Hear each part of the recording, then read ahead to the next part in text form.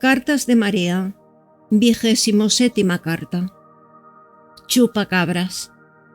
A los lectores de Internet, que lean con atención y mediten sobre el tema del chupacabras. Si este tema no solamente es producto de la ingeniería genética, largado en varios países, no ya como dicen para proteger a los soldados, que no mueren más en las guerras, pero si sueltan estos mutantes, por más memoria que les enchufen, ¿qué sabe cuándo debe atacar, si es soldado, civil, oveja o vaca?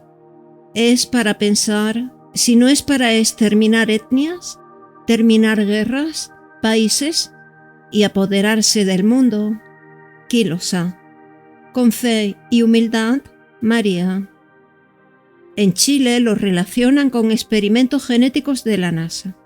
Los ufólogos chilenos van a pedir al gobierno de su país que investigue la responsabilidad de la NASA en los ataques del chupacabras que causó muerte a cientos de reses en diversas regiones de Chile durante los últimos meses.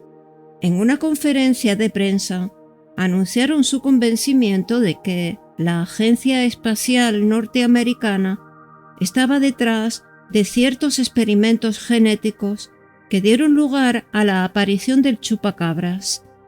Christian Rifo, director del grupo Omnivisión, dijo que cuando se produzca su entrevista en el Ministerio de Defensa, además de pedir la aclaración de estos hechos, también reclamará que se dé información sobre la supuesta captura de 3 de estas criaturas en las proximidades de la ciudad de Calama, operación que provocó al parecer la muerte de un soldado en abril del 2000.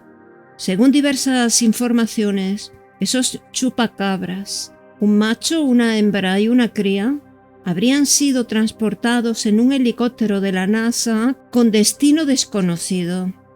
Expertos en agencias gubernamentales norteamericanas dudan que la NASA esté involucrada en un experimento de estas características y piensan que, de haberse realizado, sería obra de alguna organización escasamente conocida.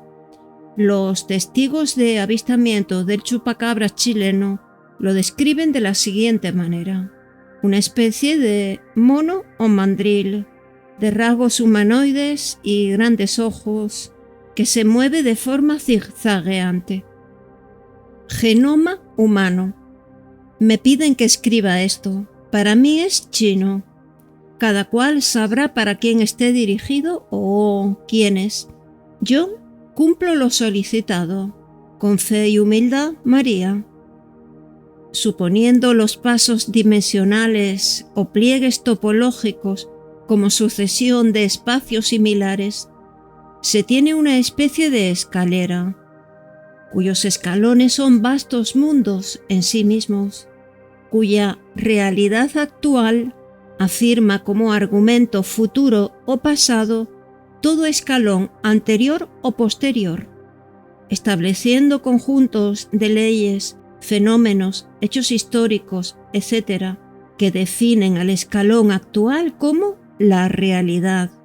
Mas esta sensación de realidad es exactamente la misma que se siente al situarse en la actualidad de cualquier escalón, de tal forma que, si un individuo caminase esta escalera, para un habitante efectivamente estabilizado en un mundo escalón, a medida que el caminante estelar se acerca a la realidad del habitante estabilizado, éste lo intuiría e imaginaría como fenómeno cada vez más posible, como fenómeno cada vez más posible de suceder.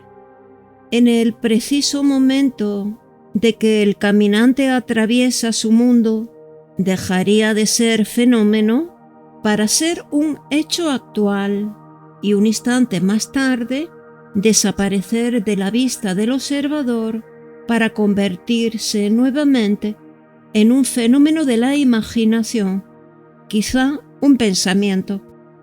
El observador dice: me pareció ver una persona en aquella dirección, y no puede ni siquiera registrar la actualidad del caminante, ya que un recuerdo está constituido y sostenido por otros hechos históricos actuales en su momento, y este hecho en particular, el paso del caminante estelar, carece de historia actual, futura o pasada.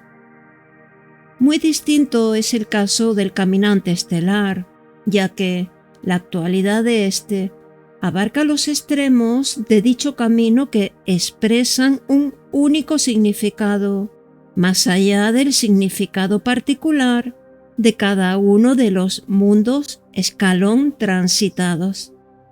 De acuerdo con este ejemplo, puede deducirse que el habitante del mundo escalón no puede ni remotamente protagonizar la aventura del caminante estelar. El menor de los inconvenientes podría ser que tal movimiento presupone el total desinterés por cosa alguna existente en cualquiera de los incontables mundos que en sí constituyen como inconsciente universal para cada uno de esos mundos escalón en particular. El típico habitante de los mundos escalón siempre es parte del contexto axiológico de una realidad. De tal forma, en semejante trayecto, éste se situaría a nivel de actualidad en cada mundo, quedando así su estructura celular sujeta a un cambio continuo para coincidir con la particular actualización de genes y ordenamientos de sus respectivos aminoácidos de cada mundo escalón visitado. Tal situación de cambios de contexto y significado de los entes que constituyen la historia, vida, tiempo del individuo sería por unos instantes sostenida en un acto instintivo de conservación de la especie, seguida por la locura que presupone la desintegración de la conciencia y posterior muerte.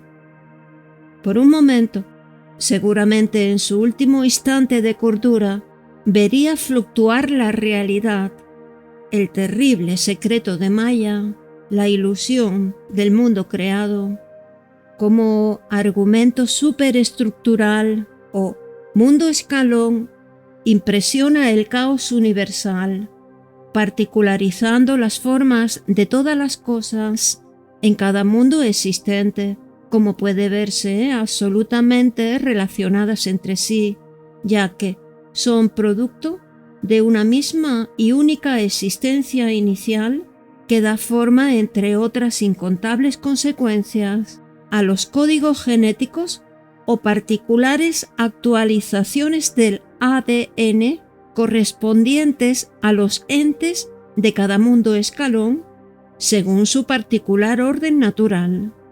Se trata del ordenamiento del gran arquitecto, el demiurgo el Uno, por donde se desplazan las mónadas transmigrantes evolucionando hacia la fatal perfección que es él mismo.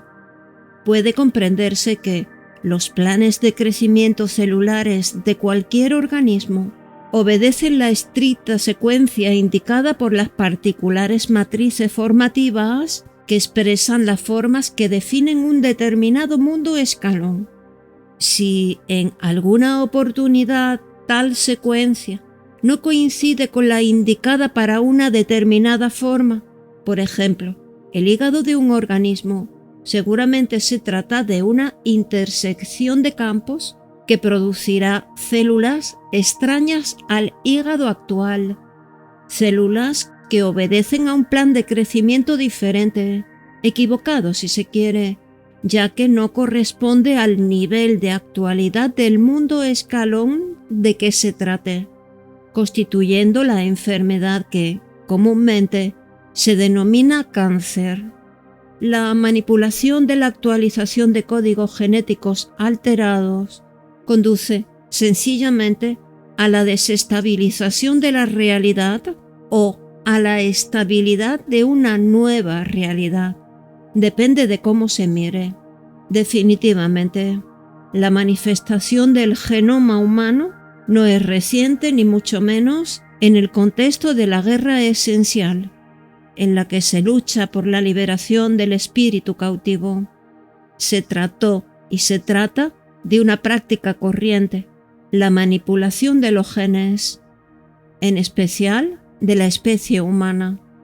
Es del mayor interés de los caminantes estelares, pues el ser humano es el único operador con conciencia, con capacidad de proyectar, poner sentido en un ente e ir así determinando la forma del mundo escalón, o lo que es peor, determinando un mundo escalón en particular.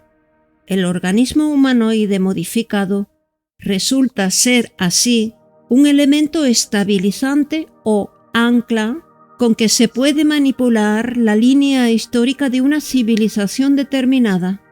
De esto se trata, de todos los mundos posibles. ¿Qué mundo se pretende estabilizar y por qué?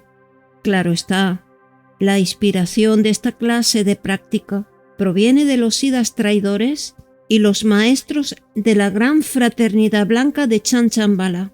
Invariablemente, cualquiera que sea el plan, su finalidad será siempre la misma: mantener al espíritu eterno indefinidamente encadenado al orden material en miserable esclavitud, como voluntad motor de la estúpida evolución pensada por su creador, ordenador, Dios, que últimamente ha dado en llamarse Jehová Satanás, Dios de los judíos.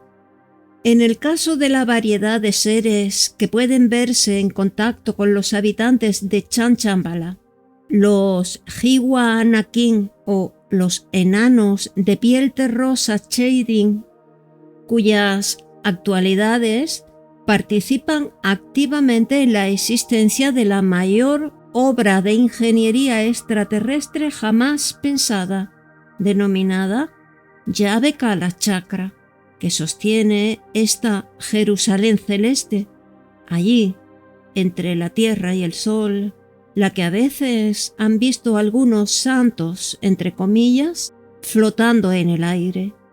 Con fe y humildad, María. 27ª carta. Cuba libre.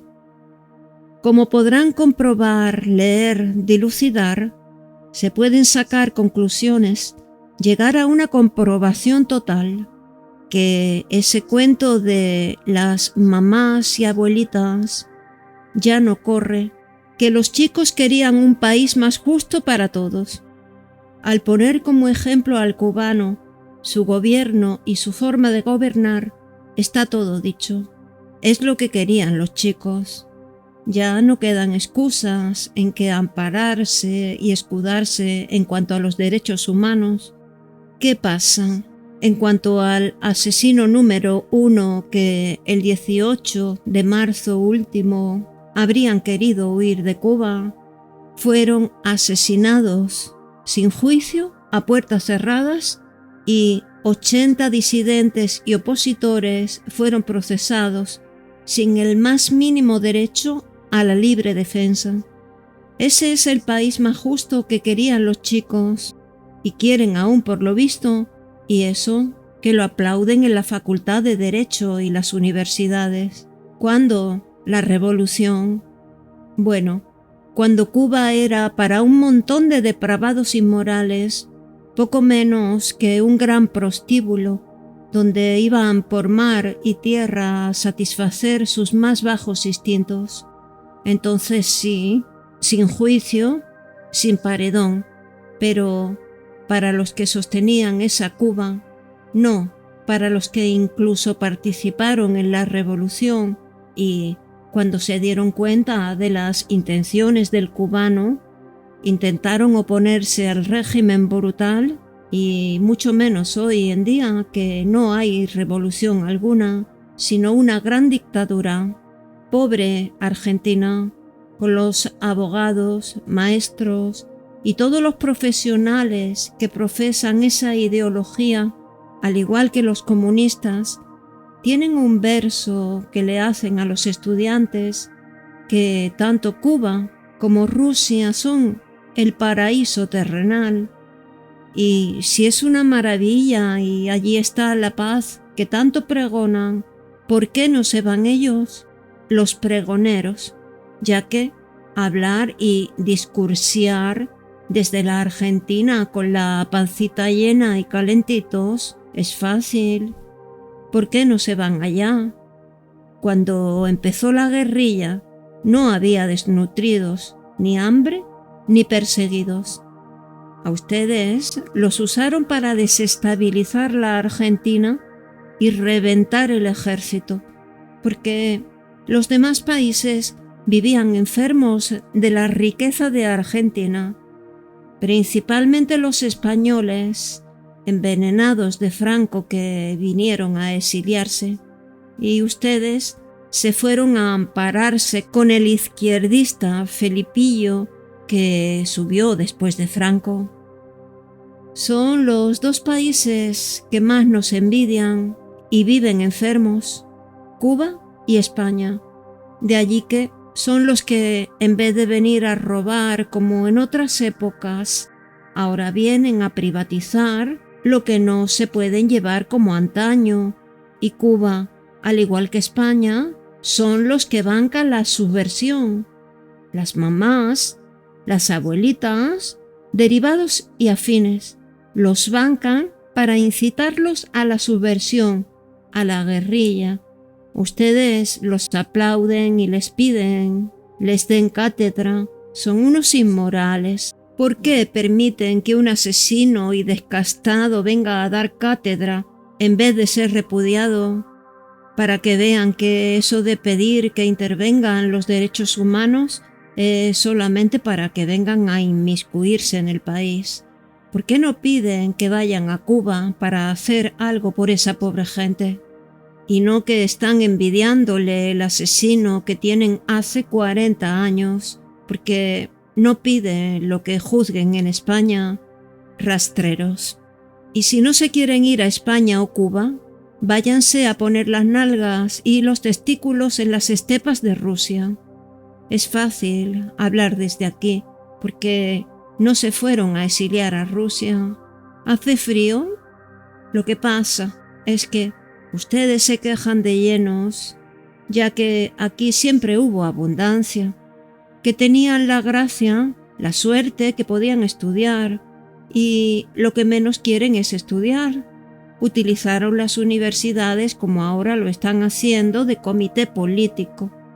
Y eso lo lograron a partir de que subió el primer boina blanca, que destruyó la enseñanza, se perdió la educación por los profesores y de allí se desquició todo hasta hoy. Ya tienen el resultado. Con los que rinden, los que aprueban. Un asco, una vergüenza, tendrían que reconocer. Los inmorales, que son egoístas. ¿Cómo está el país? A ustedes no les interesa saber la verdad y prefieren vivir de la hipocresía.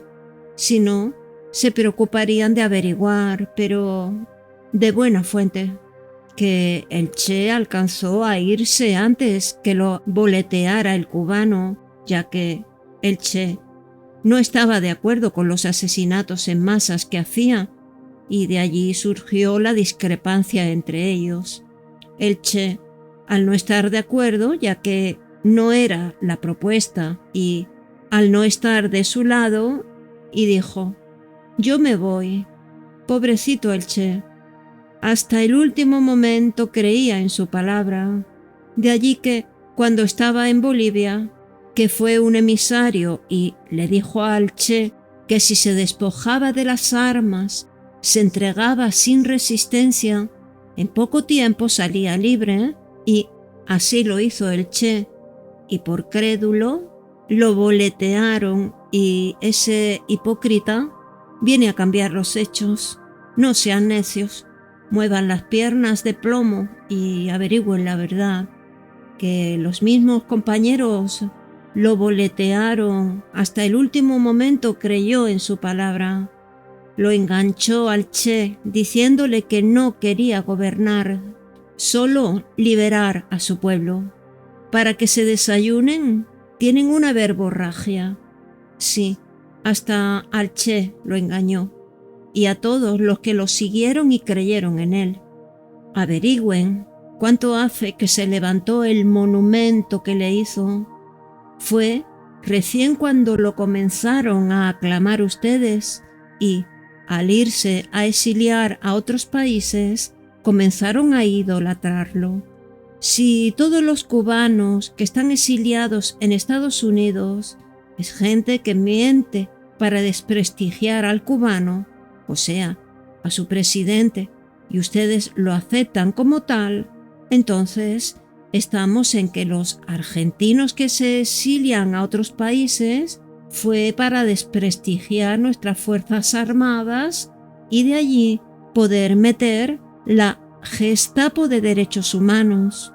Si el gobierno acepta esto sin repudiar, de sobra se sabe de qué lado está y hacia qué rumbo tomará la política, ya que el cubano no se ha de largar a dar cátedra si no está de acuerdo con el gobierno y admiran su gobierno, su forma de gobernar y el monstruo que es.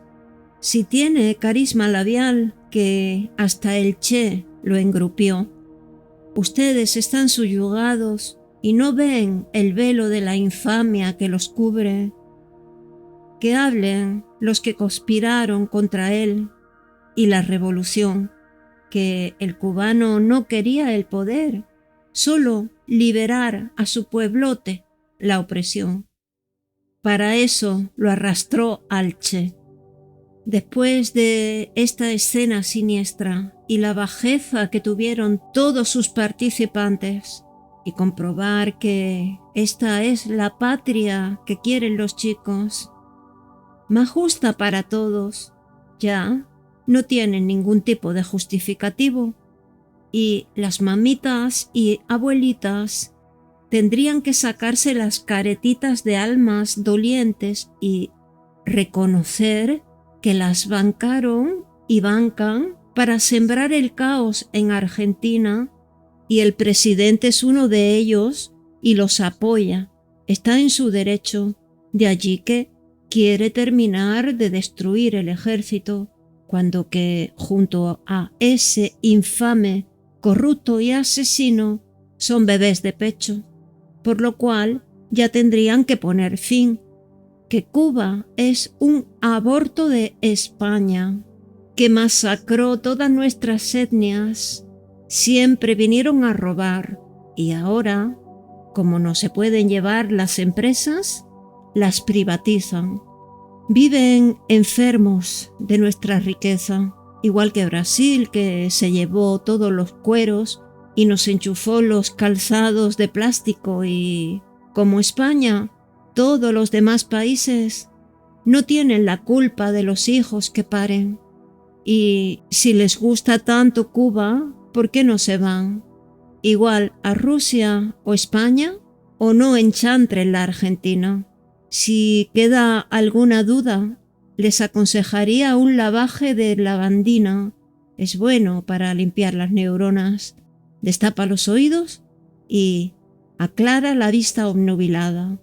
Eso sin contar cómo les aclara las ideas, los pensamientos, y ven todo color de rosas. Y le vienen buenos pensamientos, limpios, nobles, como un recién nacido. Con fe y humildad, María. Las manifestaciones de adhesión que ha recibido Fidel Castro durante su permanencia en nuestro país, que culminaron anoche con una multitudinaria concentración en las escalinatas de la Facultad de Derecho de la universidad local, invitan a una amarga reflexión sobre la forma distorsionada en que son evaluadas conductas de determinados gobernantes cuando el mito y la fantasía se entremezclan con la realidad.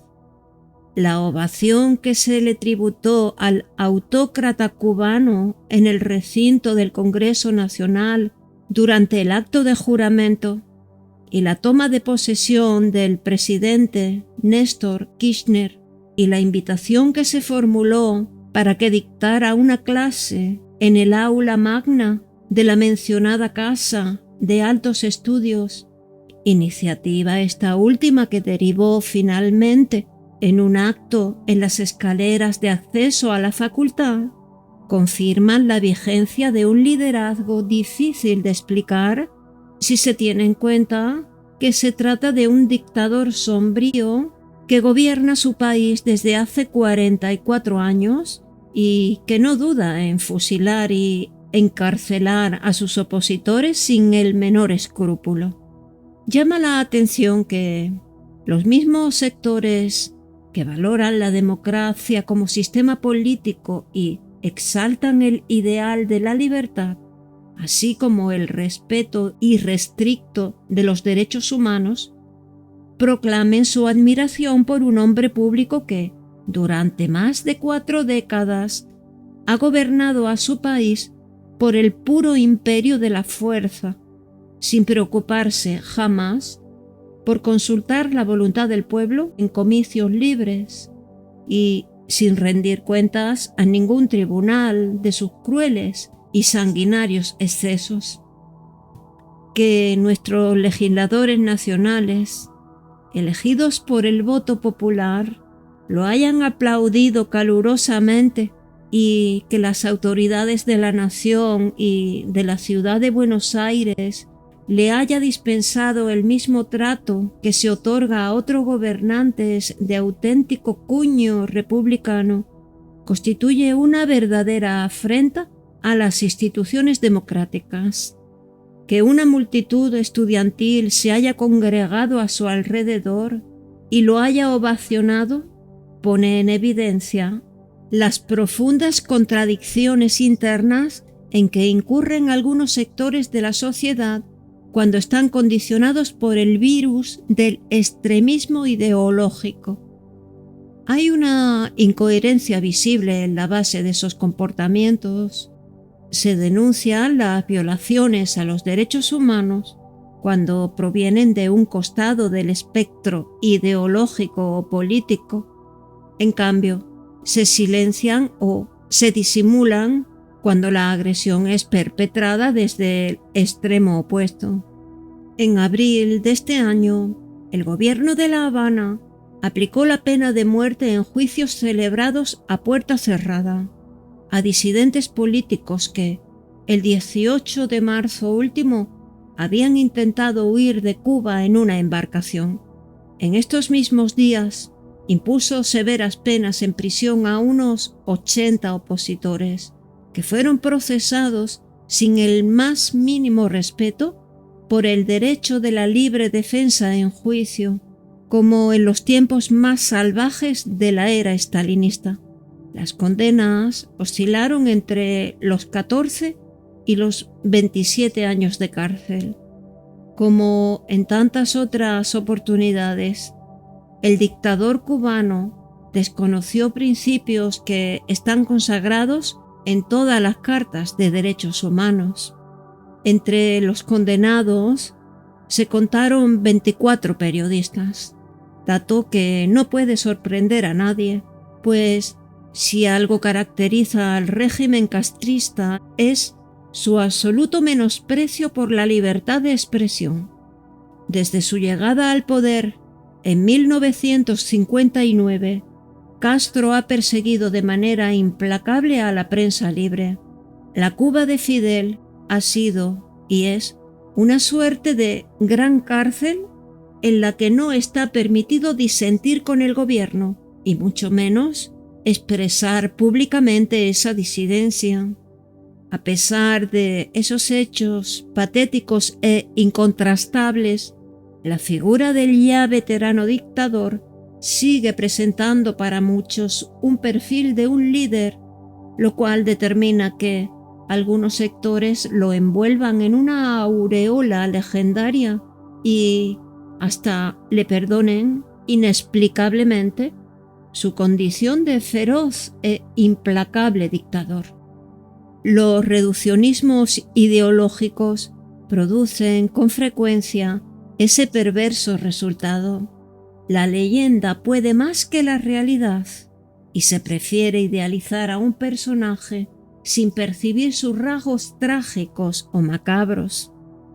El Fidel Castro que ayer les habló a los estudiantes argentinos con su trajinada oratoria de experimentado dictador, mostró a qué extremos puede llegar la impostura ideológica cuando el mito se encarga de disfrazar la realidad. Con fe y humildad, María.